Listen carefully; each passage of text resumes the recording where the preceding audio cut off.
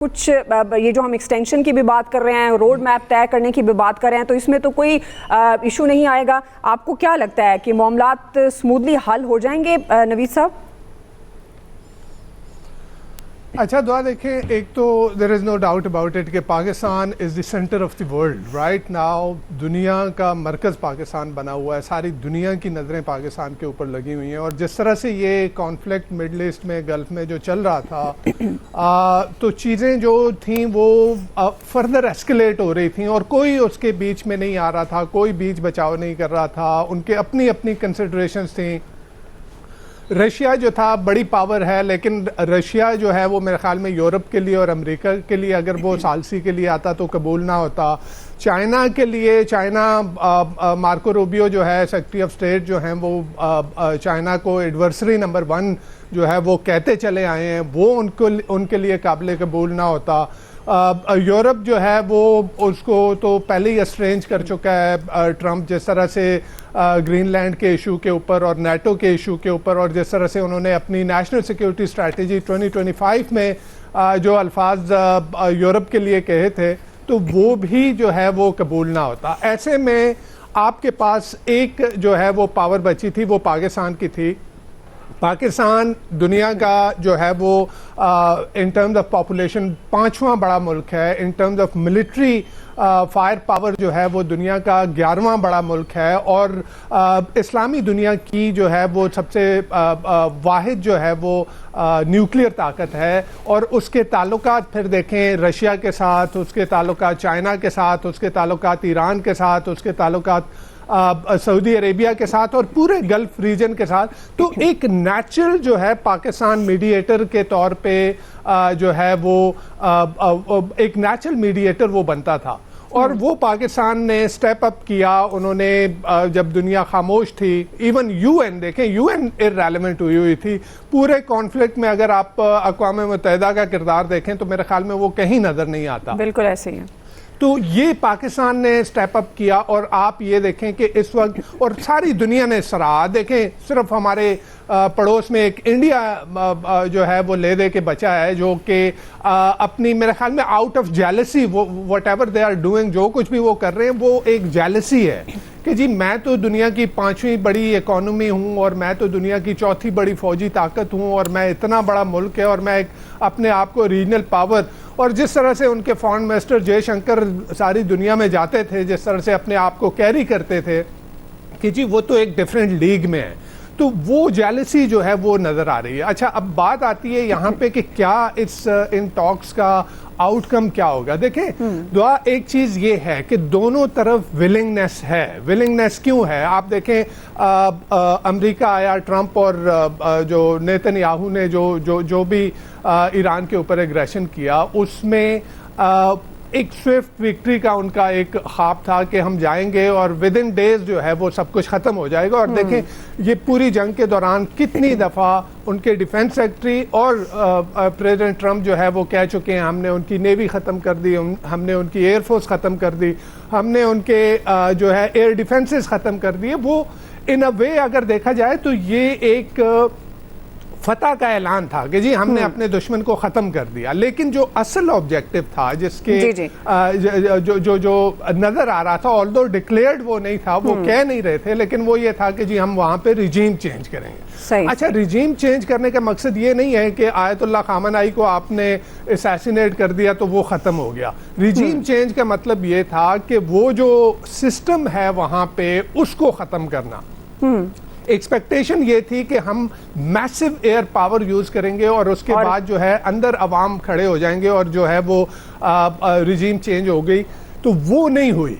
वो नहीं हुई तो इसका मतलब है कि ऑब्जेक्टिव जो है वो अचीव नहीं हुआ। आपने इतनी मैसिव, लेकिन अभी वो तो यही क्लेम करते हैं नवीद साहब कि उन्होंने उनके सारे ऑब्जेक्टिव अचीव हो गए हैं, रिजीम चेंज हो गया है, आगे भी मामलात उनके मुताबिक तय हो रहे हैं। मैं इसी तरफ मैं आ रहा हूं कि देखें वो आपने जो असल ऑब्जेक्टिव था वो अचीव नहीं हुआ। अब क्या है कि आप न्यूक्लियर की तरफ जाएं, बिकॉज कन्वेंशनल वॉरफेयर से आप बूट्स ऑन ग्राउंड के बगैर आप रिजीम चेंज वहां पे नहीं कर सकते। तो आप क्या जाएंगे, और फिर जिस तरह की मैसिव एयर पावर यूज हुई, एयर पावर से आप वो ऑब्जेक्टिव जो है वो अचीव नहीं कर सकते।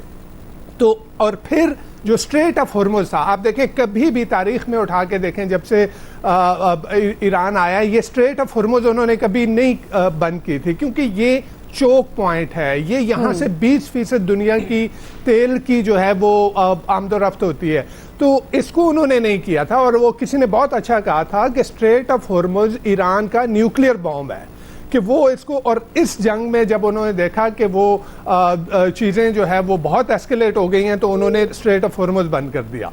तो अब ईरान भी इस सारे फायर पावर में उसका जितना नुकसान हुआ, उसका क्रिटिकल इंफ्रास्ट्रक्चर जिस तरह से तबाह हुआ, जिस तरह से उसकी पॉलिटिकल लीडरशिप जो है उसको ख़त्म किया गया, जिस तरह से उनकी मिलिट्री लीडरशिप को ख़त्म किया गया, नो डाउट उसने इतनी मैसिव एयर पावर को, दो सुपर पावर की मैसिव एयर पावर को, एक ग्लोबल सुपर पावर, एक रीजनल सुपर पावर, उनकी कंबाइंड मिलिट्री माइट को सस्टेन करके उसने ये जंग जीत ली। लेकिन इशू ये है कि उस जंग में उसका बहुत ज्यादा तबाही हुई। तो अब ट्रंप के पास भी दूसरा ऑप्शन नहीं है कि आप इससे फर्दर कहां पे जाएंगे। ईरान के पास भी फर्दर ये वो नहीं है कि वो कितनी देर तक लड़ सकेगा, और उस इसमें उनकी रिजिलियंस में कोई शक नहीं है। लेकिन जैसे मैंने कहा कि तबाही बहुत हुई है, तो दोनों तरफ से मेरे ख्याल में ये है विलिंगनेस है कि जी अब इसको खत्म हो जाना चाहिए। जो बॉडी लैंग्वेज है, जो वफूद हैं, पर्सन्स हैं, उनको देखते हुए ऐसा ही लगता है कि दोनों तरफ से विलिंगनेस जरूर है कि किसी ना किसी हल की तरफ जाया जाए। जी, अतर काज़मी साहब हमारे साथ हैं। जी, अतर काज़मी साहब, अब बहुत सारे मामलात हैं, 15 निकात अमेरिका की जानिब से दिए गए, चूंकि वो उन्होंने जाहिर तो नहीं किए, और इसके साथ आमिर इलियास राना साहब भी हमारे साथ मौजूद हैं। आमिर इलियास राना साहब, क्या देख रहे हैं इस्लामाबाद में इस वक्त, क्या माहौल बना हुआ है, क्या देख रहे हैं, बॉडी लैंग्वेज कैसी नज़र आती है, जो वफूद वहाँ पर पहुँचे हुए हैं, और वाइब्स क्या नज़र आ रही हैं इस वक्त? देखें, एक अमेरिका से चल के आए और एक ईरान से चल के आए, दोनों वफूद आ चुके हुए हैं। एक रात को आए, एक सुबह आ गए, 10 बजे पहुँच गए थे, और वो अमेरिकन एम्बेसी चले गए साथ, जेडी वैंस अपनी टीम के साथ।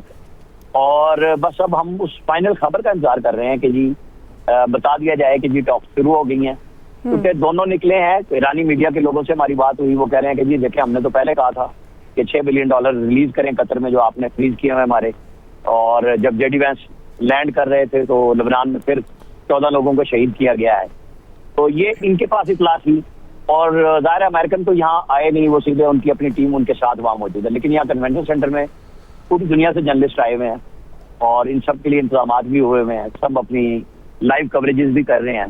तो सबको इस्लामाबाद अकॉर्ड का इंतजार है इस वक्त, क्योंकि बहुत सारी चीजें तय होती हैं, लेकिन प्रेशर दोनों पे है, और दोनों सिफारतकारी के माहिर है, चाहे अमेरिका हो चाहे ईरान हो। उनको हल्का नहीं लिया जा सकता कि जी एक सुपर पावर है, तो जो दूसरी सुपर पावर नहीं थी, तो सुपर पावर को मजबूर कर दिया बातचीत पे आने पे।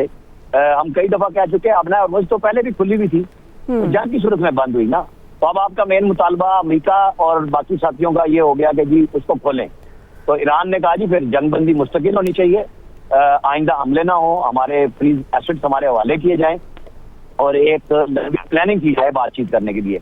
तो आपको यही है कि इस्लामाबाद अकॉर्ड में बहुत सारे मुल्कों की मुश्तमिल कमेटियां बनेंगी, जो आइंदा मुज़ाकरात कार में, चूंकि पूरी दुनिया फ्रीक बन चुकी है ना, पूरा गल्फ, पूरा यूरोप इसके अंदर फ्रीक है। ये कोई सिर्फ ईरान, अमेरिका, इसराइल की लड़ाई नहीं रह गई, इसमें तमाम गल्फ ममालिक हैं, फिर बीजिंग, मॉस्को, आप ऑस्ट्रेलिया, जो दुनिया का मुल्क उठा लें, सारे लोग इससे मुतासिर हुए हैं अपना हॉर्मुज़ के बंद से। और पहले ही यूरोपीय यूनियन जो है वो फंसी हुई है यूक्रेन रशिया जंग के अंदर, उनके ऊपर बहुत महंगाई का प्रेशर है। जब आप वेलफेयर स्टेट बनते हैं तो उसके तकाजे होते हैं, तो वो उनके लोगों का अपने ऊपर प्रेशर है। अब हमारा सबका इंतजार ये है कि किस वक्त ये खबर आती है कि आमने सामने बैठ के फोटोशूट हो गया है, क्योंकि असल में यही सबसे बड़ा काम था कि अमेरिका और ईरान आमने सामने बिठाना, जो पाकिस्तान की पूरी तैयारी है, और इंशाल्लाह ताला उसमें हम सुरखरू होंगे। इंशाल्लाह पाकिस्तान को अल्लाह ताला ने पहले भी सुरखरू किया भी होंगे। अतर साहब, चूंकि आप बात कर रहे थे और लाइन कट गई, आप इंडिया फैक्टर की भी बात कर रहे थे, तो क्या इजराइल और इंडिया बड़े क्लोज अलाइज हैं?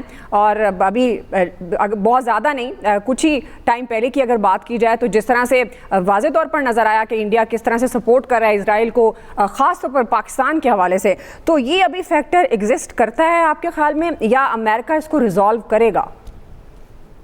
नहीं, देखिए, इजराइल का फैक्टर तो यकीनन वो एग्जिस्ट करता रहेगा और अमेरिका के लिए उसमें काफी बड़ा चैलेंज होगा। जिस तरीके से लबनान के अंदर इसराइल की जानिब से कार्रवाइयां की जा रही हैं, अब यकीनन इसके ऊपर अमेरिकन जो एडमिनिस्ट्रेशन है उसमें भी तशवीश है, और लेकिन कुछ शायद उनकी मजबूरियां हैं कि वो खुल के उस तरह बात नहीं कर रहे। तो यकीनन इजराइल की तो ये कोशिश होगी, और इजराइल और इंडिया का जो फैक्टर है वो तो किसी से ढका छुपा नहीं है। गुज़िश्ता बरस जो पाकिस्तान की जंग हुई, ऑल्दो कि जंग इंडिया के साथ हुई थी, लेकिन उसमें जो इजरायली वहां पे एडवाइजर आए हुए थे, वो सारी चीजें आलमी मीडिया भी रिपोर्ट कर चुके हैं। और इस वक्त भी अगर आप देखें इस सारे प्रोसेस के ऊपर कहीं पे कोई डिस्कशन हो सकती है, बात हो सकती है, लेकिन जो शुरू में प्रोग्राम में आप लोगों ने भी शेयर किया, जो इंडिया के अंदर हो रहा है वो तो सरासर जो है वो वावेला हो रहा है, सीना कोबी हो रही है, और इंतहाई बचगाना किस्म की बातें हो रही हैं। और उनसे ये चीज हजम ही नहीं हो रही कि अगर हम पूरी दुनिया के अमन की बात कर रहे हैं, तो आज अमन का जो रास्ता है वो जो मर्जी निकाले, लेकिन वो सारे रास्ते जो हैं वो पाकिस्तान से होके गुजर रहे हैं। आप बनाए हुरमस भी खुलेगी तो वो पाकिस्तान से होके खुलेगी, दुनिया में पायदार अगर अमन भी आएगा तो वो पाकिस्तान से होके जाएगा। तो इंडिया को तो यही चीज जो है वो हजम नहीं हो रही, ऑल्दो कि अगर इसका कोई बेनिफिशियरी है तो वो इंडिया सबसे बड़ा बेनिफिशियरी है। 7 साल के बाद पहली दफा पाकिस्तान की वजह से इंडिया को ईरान से तेल मिला है, उनका टैंकर पहुंचा है, लेकिन उसके बावजूद जो है वो चीज गालबन मेरे ख्याल में उनको सूट नहीं करती, और फिर उन्होंने अपनी ऑडियंस को, अपने लोगों को कोई ना कोई नैरेटिव देना है, कोई ना कोई बात करनी है, लेकिन उसमें कोई मेच्योरिटी भी हो सकती है। जितने बचगाना तरीके से वो कर रहे हैं, मेरे ख्याल में टू बी ऑनेस्ट उसकी जरूरत नहीं थी, पर ये कोई पहली दफा नहीं हो रहा। जहां तक आगे ताल्लुक है कि आगे चीजें किस तरफ जाएंगी, मुझे ये लगता है कि ऑब्वियसली दोनों फ्री कैन की कुछ ऐसी चीजें होंगी उनके जहन में कि इस हद तक हम जाएंगे और उससे आगे नहीं जाएंगे। लेकिन पाकिस्तान, अगर अमेरिका का नायब सदर आया है, ईरान से हाई लेवल डेलीगेशन आया है, तो वो यहाँ पे एक मुआहिदा करने आए हैं, वो यहाँ पे कोई सिर्फ फोटो सेशन के लिए नहीं आए। तो मुझे यही लगता है कि इन सारी टॉक्स के नतीजे में, और जिस तरीके से अब तक पाकिस्तान ने इसमें जो किरदार अदा किया, मैं आखिरी बात करूंगा कि जो न्यूट्रल किरदार है पाकिस्तान का, कि दोनों फ्री कैन उसके ऊपर एतमाद कर रहे हैं, तो पाकिस्तान का भी मेरे ख्याल में अगर कहीं पे कोई थोड़ा बहुत इशू कोई रह जाएगा, तो जो पाकिस्तान की क़यादत है, मुझे ये पूरा यकीन है कि वो बीच में पड़ के कहीं ना कहीं ये मामला सारा हल करवा देंगे। सही, बीच में पड़ के कहीं ना कहीं पे मामला हल करवा देंगे।